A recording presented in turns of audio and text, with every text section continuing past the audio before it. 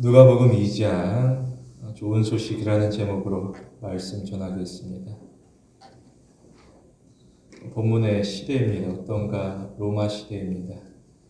어떠하느냐? 로마는 강합니다. 그래서 그들은 전쟁합니다. 그들은 더욱 확장하기를 원합니다. 이처럼 시대는 암울하고 또한 혼란스럽습니다. 이에 대하여서 유대는 대응하게 됩니다. 무엇인가? 유대는 의논합니다. 그러면서 의견을 모으지만 사실 의견은 다양하게 됩니다. 어떠하느냐? 누구는 로마의 침입에 맞서 치욕을 견디고 사느니 차라리 우리가 끝까지 싸워야 된다라고 주장합니다. 또 누군가는 그 치욕을 참고서 어떻게 해서든 항복해야 된다라고 말하기도 합니다. 이처럼 그들 앞에 보여진 현실은 차갑고 냉정하게 됩니다. 그리고 유다 안에서는 끊임없이 갈등하고 또 나아가 충돌하게 됩니다. 여기서 가장 중요한 것은 종교입니다. 이게 무슨 말인가? 유대는 하나님을 섬깁니다. 그런데 로마는 하나님만을 섬기지 않습니다. 오히려 로마는 다양한 신들을 인정합니다. 그리고 다양한 신들을 강제하게 됩니다. 이게 바로 다신론입니다. 로마가 보기에 다신론은 합리적입니다. 왜 그러하느냐? 사람이 많은 신들을 섬깁니다. 그러면 사람은 그 많은 신들로부터 많은 은총을 얻게 됩니다. 그래서 아테네에는 알지 못하는 신들이라고 하는 제단이 있습니다. 이에 유대는 전쟁을 결정하게 되고 또 로마와 맞서 싸우게 됩니다. 어떻게 되느냐? 의회가 되어지게 됩니다. 유대는 패배합니다. 유대는 로마의 소국이 되어지게 됩니다. 다시 말해 유대는 로마의 간섭을 받게 됩니다. 이러한 경우 교인은 하나님에 대하여서 의심하게 됩니다. 과연 하나님께서 우리를 도와주시느냐? 교인은 하나님의 통치에 대하여서 때로는 불신하게 됩니다. 그럴지라도 신자는 신앙을 지킵니다. 우리는 하나님이 함께 하시게 됩니다. 사람의 시야라는 것은 제한되어지게 됩니다. 사람은 보고 싶은 것만을 보고자 하게 됩니다. 그러나 하나님께서는 사람 앞서 일하시게 되는데 무엇 하시느냐? 하나님은 은밀한 중에 신자를 생명의 길로 인도하십니다. 어지러운 시대 속에서 하나님에게 시선을 고정합니다. 그러면 우리는 길을 잃지 않습니다. 오히려 우리는 일상 가운데 임하는 하나님의 은혜를 발견하게 됩니다. 본문에서 두 가지로 봅니다. 첫째로 신자는 하나님을 기쁘시게 합니다. 본문에서는 천사가 내려옵니다. 어떠하느냐? 하나님이 천사를 보냅니다. 자의로 내려오는 것이 아니라 그들은 하나님의 명령에 순종하게 됩니다. 과연 누구에게 가느냐? 가만히 보면 이 세상의 왕이 아닙니다. 오히려 목자에게 찾아가게 됩니다. 당시 사회는 계급 사회입니다. 로마는 사회적 지위에 따라서 구분되어지게 됩니다. 한 예로서 어떻게 구분되어지게 되느냐? 만일 형벌을 받습니다. 부자인 경우 무엇인가? 벌금형입니다.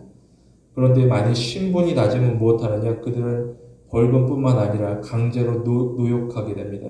그처럼 하늘과 땅 차이처럼 형벌이라고 하는 같은 죄임에도 불구하고 그 대우가 달라지고 그 형벌이 달라지게 됩니다. 이것이 그들에게 있어서 특이한 것이 아니라 자연스러운 일상이 되어지게 됩니다. 이에 대하여서 사람들은 저항하지 않습니다. 오히려 시간이 지나가니 사람들은 익숙해지고 아무 말도 없이 순응하게 됩니다. 출애굽기 5장에 보게 되면 모세가 바로에게 찾아갑니다. 그러면서 하는 말이 이스라엘을 광야로 보내달라고 말합니다. 그 이유가 무엇인가? 예배였습니다. 우리가 하나님을 섬겨야겠다. 그런데 바로는 반대합니다. 뭐라고 하느냐? 바로는 모세에게 너는 어찌하여 백성의 노동을 쉬게 하느냐라고 말합니다. 이어서 바로는 너는 가서 너의 노동이나 하라라고 이야기합니다. 나아가 바로는 분노하게 되는데 뭐라고 하느냐? 바로는 그 이스라엘의 감독들에게 일일이 지시합니다. 뭐라고 하느냐? 그들의 게으름으로 우리가 가서 하나님에게 제사를 드리지 않으니 너희는 그 사람들의 노동을 무겁게 함으로 수고롭게 해야 된다라고 말합니다. 이에 이스라엘이 어떠하느냐? 이스라엘은 바로를 원망하지 않았습니다. 오히려 이스라엘은 모세를 원망합니다. 그러면서 그들이 하는 말은 너가 우리를 바로의 눈에 미운 것이 되게 하고 그의 손에 칼을 주어서 우리를 죽이게 하는다라고 말하고 있습니다. 신자는 세상 속에 살아가면서 세상의 노예로서 살아가는 것이 아닙니다. 우리는 세상에서 살아가지만 우리는 하나님을 경외하는 예배자로서 살아가게 됩니다. 따라서 신자는 다른 무엇보다도 예배를 우선해야 될 것입니다. 유의할 것은 예배라는 것은 단순히 외적인 행위만이 아닙니다. 예배는 우리의 마음을 의미하고 있습니다.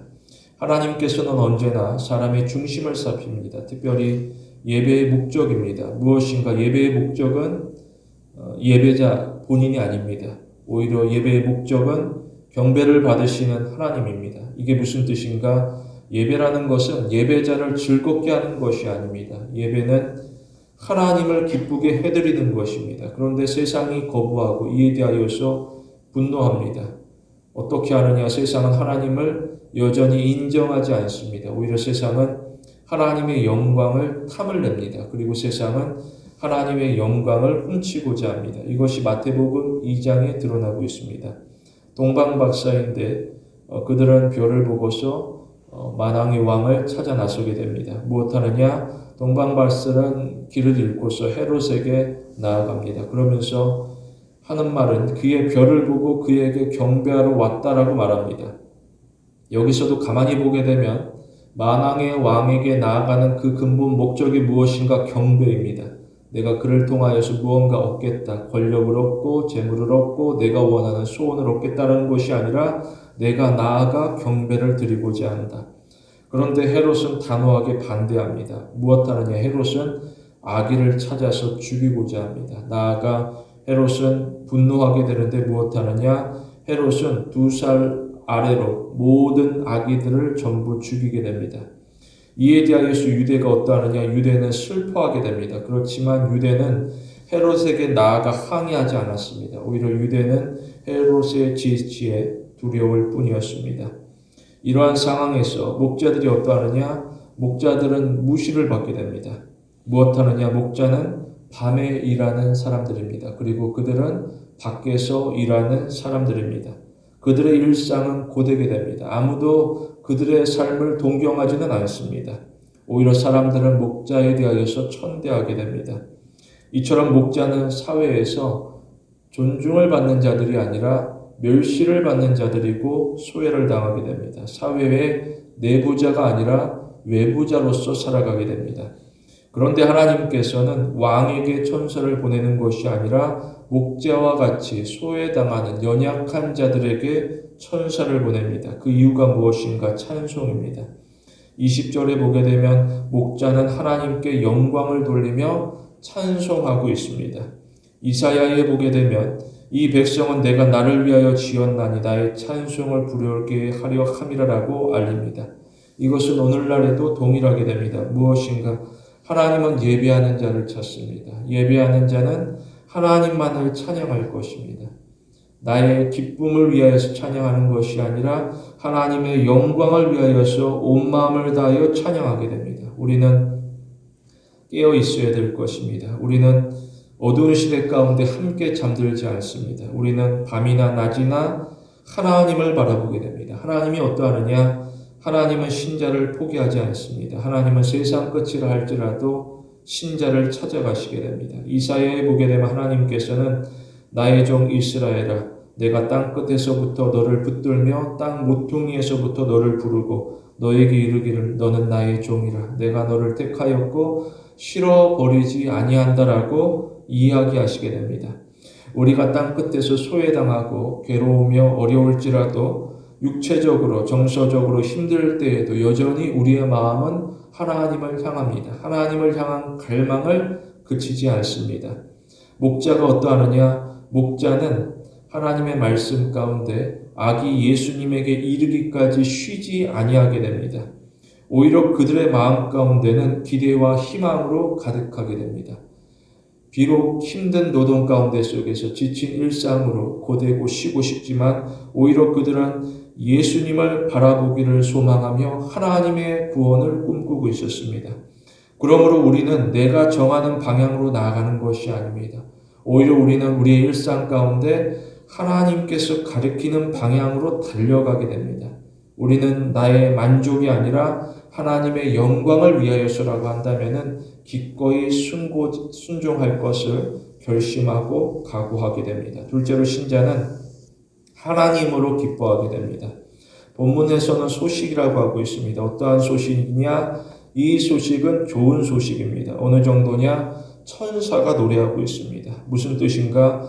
천사는 이 기쁜 소식, 이 좋은 소식, 그 기쁨을 도저히 감출 수가 없습니다. 그래서 기쁨을 표현하게 됩니다. 뭐라고 하느냐? 14절에 보게 되면 지극히 높은 곳에서는 하나님께 영광이요 땅에서는 하나님이 기뻐하시는 사람들 중에 평화라고 찬양하고 있습니다. 그런데 이러한 찬송 가운데 이 땅의 사람들은 어떠하느냐? 사람들의 반응은 시큰둥하게 됩니다.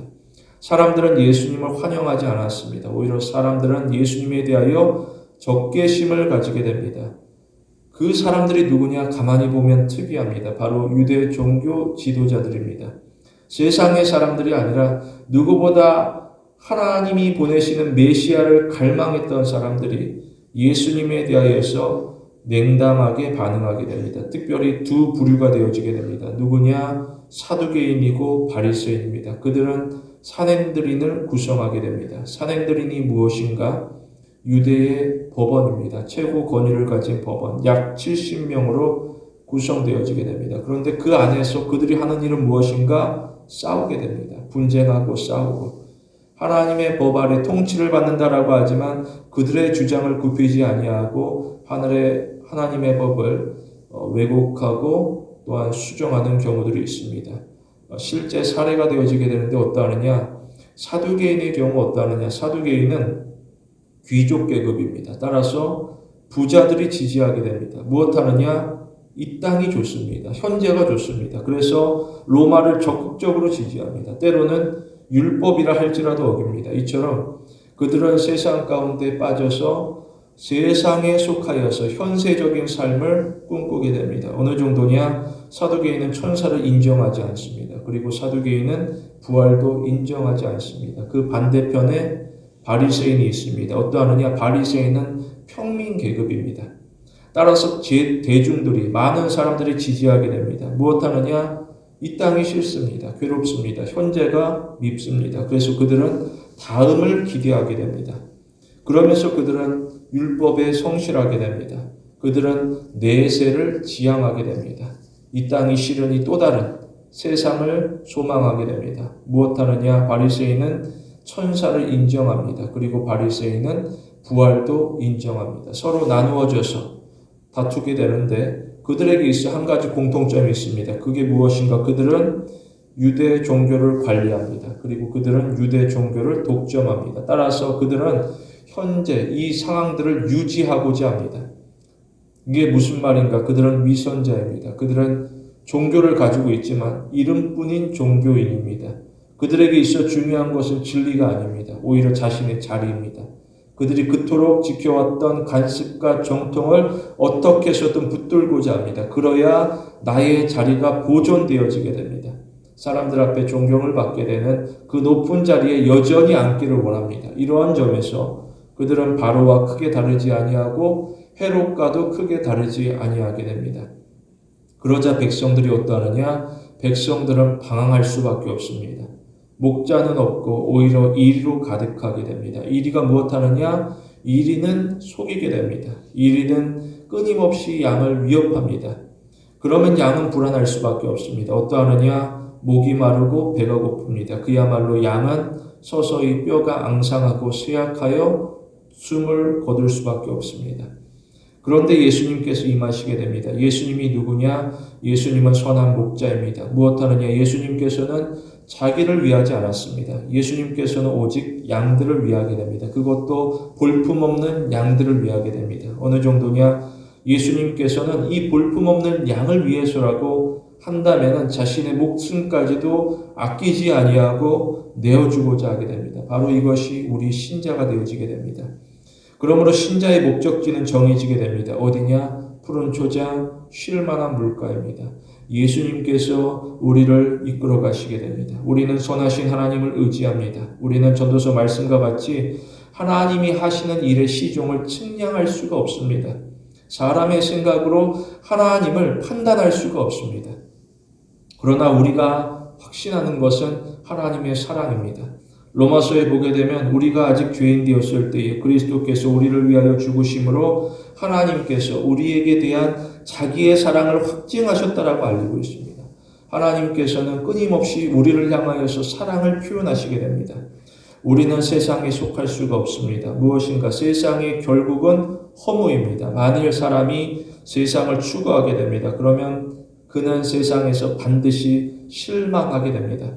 그런데 우리는 세상이 아니라 하나님을 따라가게 됩니다. 그러면 우리에게는 하나님의 평강이 주어지게 됩니다. 그리고 우리는 하나님 안에서 확실한 소망을 가지게 됩니다. 우리 모두 시대를 따르지 아니하고 복음을 따르는 성도가 되길 원합니다. 선택이 되어지게 되는데 어떠하느냐? 하나님께서 선택하시게 됩니다. 무엇인가 이 땅에 사람들은 많습니다. 누구는 뛰어나고 누구는 유능하게 됩니다. 그런데 하나님께서는 그 많은 사람들, 그 탁월한 사람들 가운데 천하다라고 여겨지는 목자를 선택하시게 됩니다. 이것이 무엇을 의미하는가? 내가 하나님을 섬긴다, 내가 부르심을 받았다라는 것은 나의 공로가 아니라 전적인 하나님의 은혜를 의미하고 있습니다. 사람이 어떠하느냐? 사람은 조건을 보고서 선택합니다. 무엇인가? 나에게 좋으면 선택합니다. 그리고 나에게 나쁘면 선택하지 않습니다. 여기서 기준은 언제나 자신입니다. 그런데 하나님은 어떠하느냐? 하나님은 조건을 보지 아니하고 선택하게 됩니다. 여기서 기준은 무엇인가? 기준은 너입니다. 바로 너, 신자. 하나님께서 누구보다 너를 사랑합니다. 그래서 너를 긍휼히 여깁니다. 그래서 너를 구원으로 인도하고자 합니다. 이처럼 선택이라는 것은 우리를 향한 하나님의 주권을 뜻하고 있습니다. 목자는 나를 부르신 하나님에게 감사합니다. 우리도 나를 부르신 하나님에게 감사하게 됩니다. 우리는 하나님의 사랑을 받고 있습니다. 교인이 수고합니다.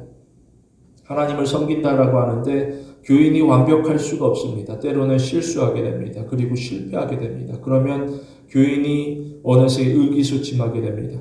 사람이 열심히 수고를 한다라고 하지만 늘 부족한 모습일 뿐입니다. 마치 베드로와 같이 예수님을 부인하게 됩니다. 그런데 예수님께서는 베드로를 포기하지 않았습니다. 오히려 예수님은 베드로를 품어주셨습니다. 또한 바울입니다. 바울은 더욱 심합니다. 바울은 예수님을 대적하였습니다. 그런데 예수님께서는 바울을 포기하지 않았습니다. 오히려 예수님께서는 바울을 끌어안아 주시게 됩니다. 이게 무슨 말인가?